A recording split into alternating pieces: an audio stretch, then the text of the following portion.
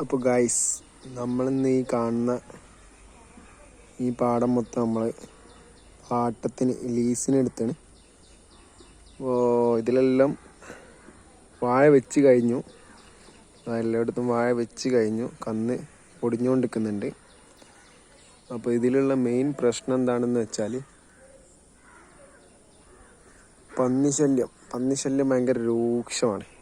പന്നി വന്ന് വാഴക്കന്ന് കുത്തിയിടുകയാണ്.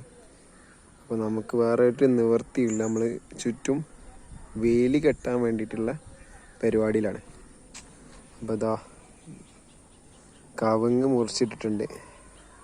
കവുങ്ങ് ചീന്തി ഇതുപോലെ ചെറിയ കഷ്ണങ്ങളാക്കിയിട്ടുണ്ട്.